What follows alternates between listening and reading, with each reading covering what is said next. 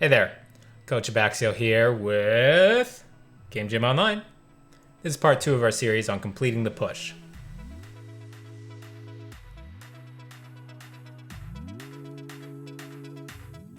Exercise 2, 2-wave push starting from cannon. Reset the minion waves until you get a cannon wave coming from the base. Remember that cannons spawn every 3rd wave, so just keep resetting until you get one. Here, now we see a cannon. Now we will stack on this cannon wave and pretend we have, a lane opponent we can zone off, play aggressively, but we do not want to try and complete the push on this wave. We want to wait until the next wave. Then, when the next wave comes in, start pushing and go to complete the push. This is one of the most common ways to complete the push after the first couple waves. It's very effective at all stages of the game, even from a losing position. Before we do the 3rd exercise, let's try and think about what this looks like in the mid-game. It is a common misconception that wave control doesn't matter once turrets start falling. Many players just push waves as soon as they can, thinking they need to be ready to fight every second. This leads to many waves getting stuck in unsafe territory and lower team farm totals throughout the game. Here, the black circle represents a destroyed opposing turret. This is called a long lane, which is any lane with at least one turret destroyed, allied or opposing. Now, to complete the push, a wave must reach the opposing tier 2 turret. This can be accomplished in a little more space now compared to the start of the game, since our champion will have higher levels and more items now. We will begin this exercise by destroying an opposing turret. Perform the following steps.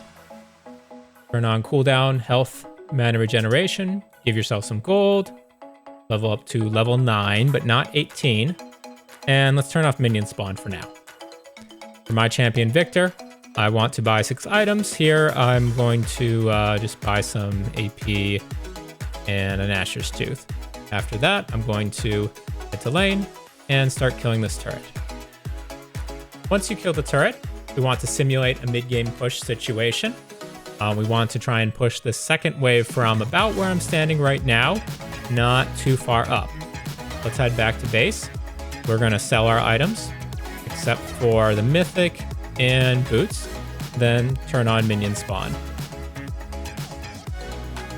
We are not going to quite just last hit. We're also not going to only push here. We're going to do something a little bit in between right here in order to try and push the second wave from this space right here.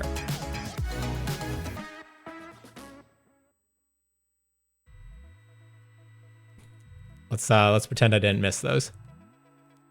So if I push the second wave here, I forgot to turn off cooldown reduction, sorry. But you'll see that if I push from here, I'm able to crash this wave into the turret. It will not get intercepted by the next wave fully, which means that I was free here to leave, go do something else on the map, recall, whatever. Just to show you the wrong version of this real fast, if I only push this wave as quickly as possible, it's actually not going to make it to the enemy turret. We can see that it's still going to get caught here, and I'm going to have to extend a little bit and possibly die to a gank. For your next game, pick a top or bot champion that has a strong early game and can control the wave from the first levels. Examples include for top, Jace, Gnar, Kennen, Renekton, Garen, Darius. For bot lane, Ashe, Misfortune, Varus, Jhin, Jinx, Caitlyn. Start with 3-wave push, ending on Cannon as we practiced. Try to push not too fast on the first or second wave. Try to push only slightly faster than your opponent, or trade with them to stop them from pushing if you are, of course, confident in the matchup. Remember, we want the wave to still be in the yellow space when the cannon wave, arrives. If you lose a trade and have to give control, or die to a gank, or something else goes wrong, don't worry, it can take a few games to get used to playing in this way against real opponents. Regardless of how the beginning goes, look for an opportunity later to do 2-wave push starting from cannon. No matter the situation in the game, winning or losing, you will get at least one opportunity to practice this, even if it's just when your opponent recalls.